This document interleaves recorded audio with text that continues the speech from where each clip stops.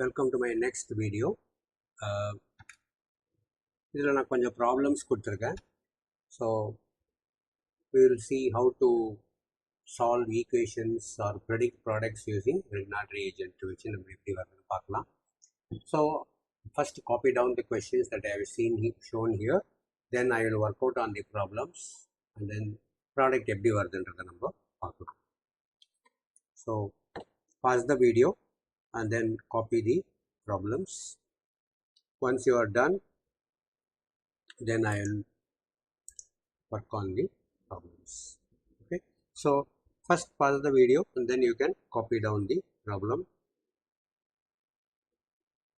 So I have given you 5 problems.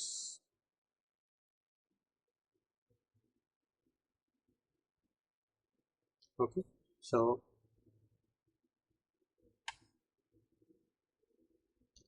those who have copied down and work out பண்ணிட்டீங்கன்னா check with the first I will give you the answers, then you will see how the products are formed. Okay, so இதில் வந்து first product வந்து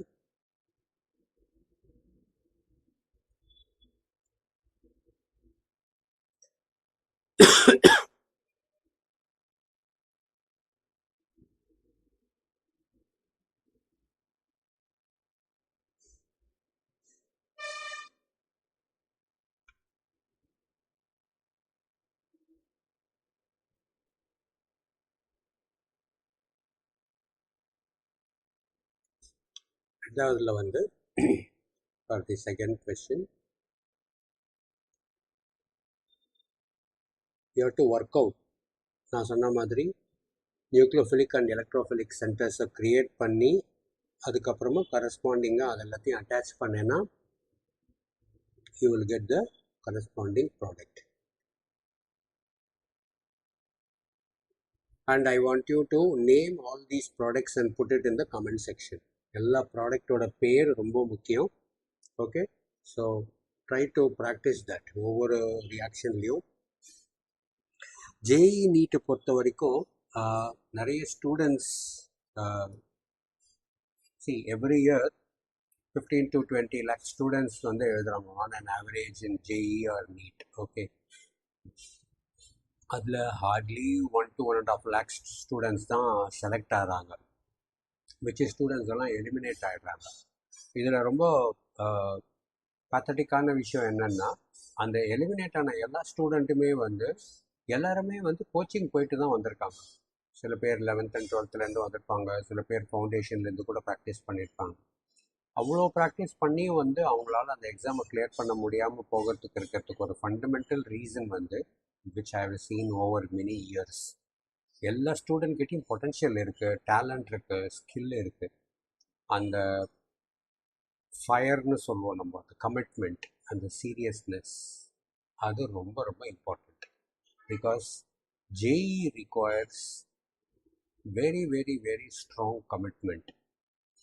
ரொம்ப hard work பண்ணுறதுக்கு ரெடியாக இருக்கணும். உங்களால் அது முடியும், பட் ஃபார் சம் ரீசன் நீங்கள் அதை பண்ணாமல் இருக்கீங்க. அதனால தான் வந்து உங்களால் அந்த எலிமினேட் ஆகிற ஸ்டூடெண்ட்ஸ்னால வந்து கிளியர் பண்ண முடியாமல் போகிறதுக்கு காரணம் அதுதான். Okay, so I will prepare a separate video on this. என்னென்ன ப்ராப்ளம்ஸ் எல்லாம் ஸ்டூடெண்ட்ஸ் வந்து மிஸ்டேக்ஸ், ப்ராப்ளம் சொல்ல மாட்டேன், நிறைய ஸ்டூடெண்ட்ஸ் அந்த பண்ணுற மிஸ்டேக்ஸ் என்னென்ன அப்படின்றத நான் வந்து இன்னொரு வீடியோவில் நான் போடுறேன். அந்த வீடியோவில் பாருங்கள்.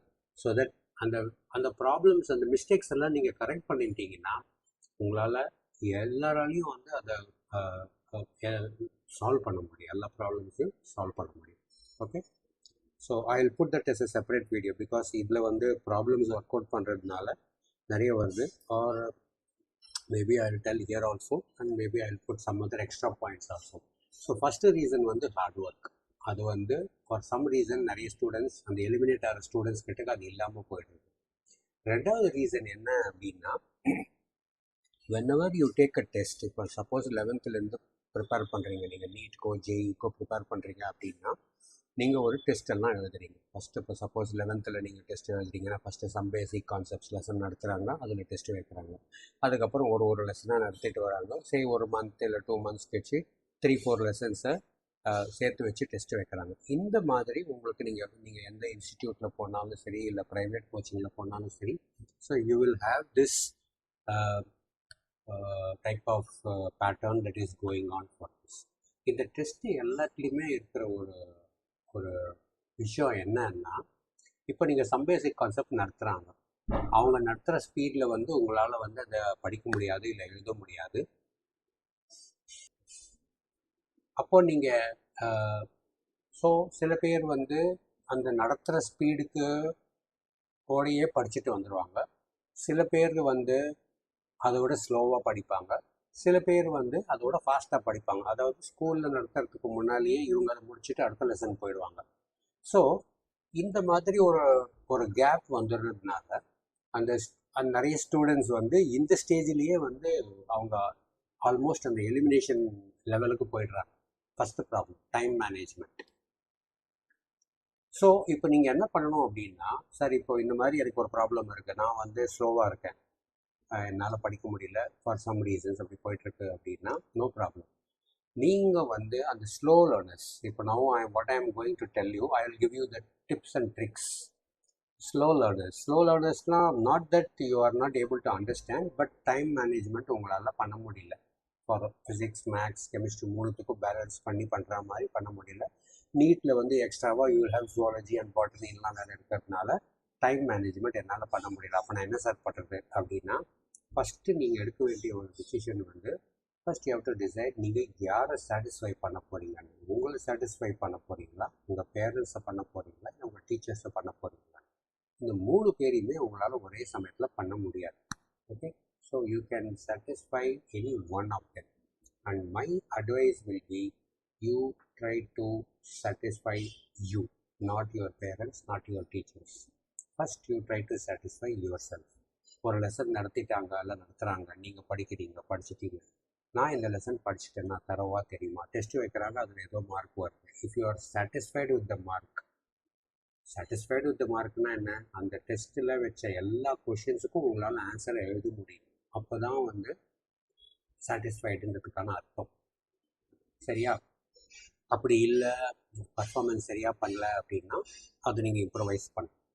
ஸோ ஒரே ஒரு லெசனில் உங்களுக்கு வைக்கிற டெஸ்ட்லேயே உங்களால் ஜேஇ இருந்தால் 25 out of 25 வாங்க முடியல அப்படின்னா, எல்லா லெசனும் சேர்த்து வைக்கிற டெஸ்ட்டில் உங்களால் 25 out of 25 கொஸ்டின்ஸ் எப்படி அட்டன் பண்ண முடியும்ன்றதை யோசிச்சு பாருங்கள். உங்களால் வந்து முடியவே முடியாது, கஷ்டமாக இருக்கும். ஸோ ஒரு லெசன் நீங்கள் முடிக்கிறீங்கன்னா அதில் இருக்கக்கூடிய பாசிபிள் டைப்ஸ் ஆஃப் கொஸ்டின்ஸ் எல்லாத்தையும் ஆன்சர் பண்ணணும். So this is one of the major problem with most of the students, that is time management. Time மேனேஜ்மெண்ட்டில் வந்து யாரை சாட்டிஸ்ஃபை பண்ணுறதுன்றதை டிசைட் பண்ணாததுனால they struggle with managing the time, and before they realize that there is some problem is happening, 11th ஜூனில் ஆரம்பித்து December வந்துடுவாங்க அவங்க. So they would have lost at least 6 months, and அதுக்கப்புறமாவது அவங்க பண்ணணும். So this goes on and on. Okay, so try to satisfy yourself first on any lesson. It will take time, but வேறு வழி கிடையாது. நீங்கள் அப்படி பண்ணிங்கன்னா தான் நீங்கள் ஒரு லெசனில் நீங்கள் ப்ராக்ரெஸ் ஆக முடியும். நீங்கள் எல்லா லெசன்லேயும் டெஸ்ட்டு எழுதிட்டு இருப்பீங்க, பட் நீங்கள் ப்ராக்ரெஸ் ஆக மாட்டீங்க. Okay okay, so we'll come back to this. We will see that now in the third product you have this. So those who have already completed can check with this and find out whether you have got the answer correctly. Fourth level you have 4 products. So A will be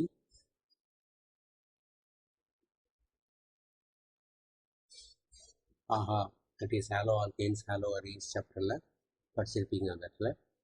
So you know that how does it takes place.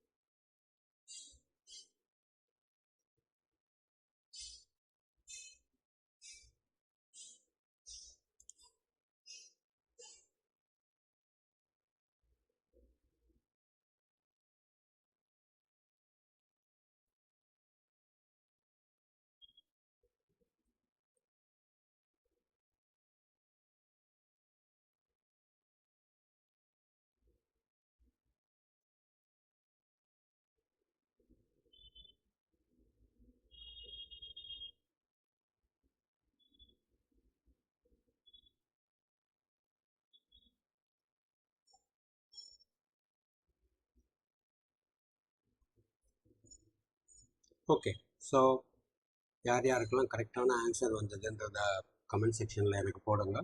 So let me see how many of you have got it correctly. So இது நம்ம ஏற்கனவே பார்த்த மாதிரி நான் என்ன சொல்லியிருந்தேன், எல்லா ரியாக்ஷன்லேயும் வந்து ரியாக்டன்ட், ரியேஜென்ட் அண்ட் சால்வெண்ட் உங்களால் ஈஸியாக ஐடென்டிஃபை பண்ணிட முடியும். அதை பண்ணதுக்கப்புறமா what you have to do, you have to create the plus minus சார்ஜ்னு சொல்லியிருந்தேன் இல்லையா. So you do like this. So remember 2 moles இங்கே கொடுத்துருக்காங்க, del plus del minus. So first ஸ்டெப்பில் என்ன இருக்கும், இது வந்து இங்கே அட்டாச் ஆகிடும், இது வந்து இங்கே அட்டாச் ஆகிடும். அப்போ ஓஎம்ஜிபிஆர் இங்கே வந்துடும். ஸோ யூ வில் ஹேவ் ஓஎம்ஜிபிஆர் இங்கே வந்துடும். அதுக்கப்புறம் இந்த இடத்துல CH3 CH2 இங்கே வந்துடும் இடத்துல. So you will have CH3 CH2 இங்கே வந்துடும். ஸோ அடுத்த ஸ்டெப்பில் வந்து ரிமெம்பர் ஹைட்ராலிசிஸ் பண்ணதுக்கு அப்புறமா ரெண்டாவது இதை பண்ண முடியாது, நல்லா ஞாபகம் வச்சுக்கோங்க. Because the moment you do hydrolysis அந்த ஆக்டிவ் ஹைட்ரஜன் கூட கிரிக்னாட் ரியேஜென்ட் ரியாக்ட் ஆகிடுச்சுன்னா all the Grignard reagent will be destroyed. So this will not be available for the next second group to be attacked. So remember, before you do the hydrolysis, you have to do the second molecule on the number attach panni pannalam. So you will have this del minus, again del plus, that OH la vande, here you will have another, inga O la Mg, OMe will be the MG போய் அது attach ஆகிடும் அது. So MGயில் வந்து you will have this OMe இப்போ வந்து attach ஆகிடும். So இந்த இடத்துல you will have another molecule of, நான் ஒரே குரூப்லேயே வரைகிறேன், I hope you can understand that. So இது வெளில போயிடும், this will go out. So you have this one group, one CH3 CH2 group getting attached here, another CH3 CH2 group getting attached here, and in that last step la hydrolysis nadande you get the alcohol. Okay, so that is how you do it. And ரெண்டாவது azyl chloride la, remember நான் முன்னால previous video பார்த்துருந்தீங்கன்னா சொல்லியிருக்கேன், and பார்க்காதவங்களுக்கு சொல்கிறேன். azyl chloride la இந்த bond தான் உடையும், சரியா, ஞாபகம் வச்சுக்கோ. இந்த பாண்ட் இருந்தால் கூட பார்க்கறதுக்கு இதுதான் உனக்கு உடையும். So this will be like this, again del plus and del minus. So del minus கரெக்டாக அந்த ஏரோ மார்க் போடணும், எந்த பாண்ட் வந்து எதில் அட்டாச் ஆகுது அப்படின்றத நம்ம போடணும். So you have PH C double bond O. இங்கே வந்து 2 moles கொடுத்துருக்காங்க இல்லையா, ஃபஸ்ட் மோல் வந்து இங்கே அட்டாச் ஆகும். அட்டாச் ஆனதுக்கப்புறமா ஒரு குரூப் இங்கே அட்டாச் ஆகிடும். So one group will get attached here, one group will get attached here. ரெண்டாவது மாலிக்யூலில் வந்து Cl மைனஸ் இங்கே வந்துடும் இங்கே. ஸோ Cl மைனஸ் இங்கே இருக்கும்போது Mg ப்ளஸ் இங்கே அட்டாச் ஆகும். அடுத்த ஸ்டெப்பில் வந்து இந்த கார்பனில் இன்னொரு குரூப் வந்து இது அட்டாச் ஆகும். So this will get attached here, and second molecule will again come and get attached to this carbon again once the Cl leaves. First molecule attach ஆகும்போது ஓவில் வந்து இங்கே MgCl வந்துடும், இங்கே வந்து அந்த ரிங்கில் வந்து ரிங் அட்டாச் ஆகிடும். ரெண்டாவதுல வந்து ரெண்டாவது மோல் ஆஃப் கிரிக்னாட் ரியேஜென்ட் வரும்போது திருப்பி இந்த பாண்டு உடையும், இந்த பாண்டு உடஞ்சி இதிலேருந்து MgCl2 and Cl வந்து இங்கே அட்டாச் ஆகும். Okay, I hope you understand that. அது வந்ததுக்கப்புறமா இங்கே ரெண்டாவது ஸ்டெப்பில் ஹைட்ராலிசிஸ் நடக்கும். இந்த O மைனஸில் ஹைட்ராலிசிஸ் நடந்து you get the alcohol. Okay, so basically that as I told you before, எந்த பாண்டு உடையும் you have to generate the plus minus. There is no sterically hindered carbon illa, rendume same carbon da irukku. So you can attack any one of this carbon here. So you have this, in that enna attach agum, in that CH3 CH2 attach agum. So you have CH2 CH2 OH, in that this will come and get attached here. Inga MgI vandrum, inga MgI vandaduna அடுத்த ஸ்டெப்ல hydrolysis ஆகும்போது இது OH ஆகிடும். So CH2 CH2 OH, CH2 CH2 OH. So இந்த இடத்துல இந்த group வந்து அப்படியே அட்டாச் ஆகிடும். CH2 CH2 OH வந்து இங்கே மீட்டால் குரூப் அப்படியே இருக்கும் இந்த இடத்துல. So this is the next product. So இந்த ரியாக்ஷனில் வந்து ஆல்கஹால், ஹாலோ ஆல்கேன்ஸ், ஹாலோ அரீஸ் சாப்டரில் படிச்சிருப்பீங்க, ஹாலோஜினேஷன், PBr3 So A will be bromyl pentyl bromocyclopentane form iodo. That is simple nucleophilic SN2 reaction. Then next, preparation of Grignard reagent, magnesium. So identify the reaction by looking at the reagent. Very, very important. Always try to follow this rule. Okay. Identify the reaction by looking at the reagent is very important. So you know that magnesium ether pota Grignard reagent varodadu theriyum. So B is Grignard reagent. Grignard reagent. Now this is what? CrO3 in the presence of CS3COH pota. This is alcohol. Will undergo oxidation to form a ketone, and then again ketone la in the Grignard reagent followed by hydrolysis பண்ணும்போது you get a tertiary alcohol. So you have del minus, and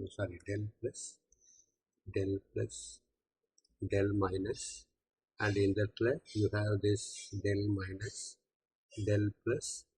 இந்த minus வந்து இதில் attach ஆகிடும். So இங்கே இன்னொரு ring வந்து இங்கே attach ஆகிடும் இந்த இடத்துல. அண்ட் இந்த இடத்துல இந்த ஓவில் வந்து MgBr வந்து அட்டாச் ஆகிடும். MgBrல அடுத்த ஸ்டெப்பில் ஹைட்ராலிசிஸ் பண்ணும்போது MgOHBr வெளில வந்துடும். அண்ட் அந்த இடத்துல H வந்து ஆட் ஆகிடும். So you get that product. Okay. அடுத்ததில் வந்து now identify the reaction by looking at the reagent. Br2 in the presence of light. Br2 in the presence of light na enna? Free radical halogenation. Free radical halogenation na enna? எந்த hydrogen more reactive இருக்கும்? Tertiary followed by secondary followed by primary. இப்போ இந்த மாதிரி ரியாக்ஷனில் வந்து sir மூணுமே இருக்கு, 3 ப்ராடக்ட்டும் form ஆகுமா அப்படின்லாம் டவுட் வரும். ஸோ எப்போவுமே நீங்கள் இந்த மாதிரி ஒரு predicting the product type of questions எக்ஸாமில் கேட்குறாங்கன்னா மேஜர் ப்ராடக்ட்டை வச்சுட்டு நீங்கள் ப்ரொசீட் பண்ணுறது தான் உங்களுக்கு சேஃபாக இருக்கும். ஸோ மேஜர் ப்ராடக்ட் நம்மளுக்கு தெரியும். ஜென்ரலாக ஆர்கானிக் ரியாக்ஷன்ஸில் வந்து பென்சின் ரிங் வச்சு வர ப்ராடக்ட்ஸில் வந்து சப்ஸ்டிடியூஷன் ரியாக்ஷன்ஸில் வந்து ஆர்த்தோ பேரா ஃபார்ம் ஆகுதுன்னா பேரா வில் பி த மேஜர் ப்ராடக்ட்னு பார்த்துருக்கோம். அதே மாதிரி கார்போகேட்டியான் ஃபார்மேஷனில் வந்து செகண்டரி ஆர் டெர்ஷரி கார்போகேட்டியான் இருக்குன்னா அதுதான் மேஜர் ப்ராடக்டாக ஃபார்ம் ஆகுன்றதை பார்த்துருக்கோம். அதுக்கப்புறம் சைட்ஸ் ஆஃப் மேன்ஸ் ரூல்லாம் நம்ம பார்த்துருக்கோம் மேஜர் ப்ராடக்ட் எப்படி வரும் அப்படின்றது. ஸோ எந்த ரியாக்ஷனாக இருந்தாலும் அதில் மேஜர் ப்ராடக்ட் என்ன வருதோ அதை வச்சுன்னு தான் நீங்கள் அடுத்த ஸ்டெப்புக்கு ப்ரொசீட் பண்ணணும். Okay. So here you have primary, so you have secondary, you have primary. So secondary வந்து you will have one of the bromine group getting attached, bromination. So major product ன்றதுனால the reaction will proceed like this. So இது பண்ணதுக்கு அப்புறம் then next step identify that என்ன Grignard reagent form ஆகும். So இந்த இடத்துல Grignard reagentனா என்ன? MgBr form ஆகிடும். MgBr ஃபார்ம் ஆகிடுச்சுன்னா நெக்ஸ்ட் ஸ்டெப்பில் என்ன? Hydrolysis. So del plus del minus. அப்போ D2Oல D minus OD minus D plus del plus. So அப்போ என்ன ஆகும்? இந்த டெல் மைனஸில் வந்து இந்த D வந்து இங்கே அட்டாச் ஆகும். அண்ட் இந்த இடத்துல Mgயில் வந்து ப்ராடக்ட் வந்து MgOD, OHக்கு பதிலாக OD, அப்புறம் இங்கே BR இங்கே ஃபார்ம் ஆகிடும். ஸோ அதுதான் இங்கே வந்து ஒரு ப்ராடக்ட் இங்கே ஃபார்ம் ஆகிடும். ஓகே. ஸோ ஐ ஹோப் எல்லா கொஷினும் உங்களுக்கு ஈஸியாக தான் இருந்திருக்கும்னு நினைக்கிறேன். So if you had any difficulty in understanding this, please do put me in the comment section. I will try to reply to you in the comment section and help you too. So see you in the another video with some more problems on Grignard reagents. Let's see how does it go. Thank you for watching my video.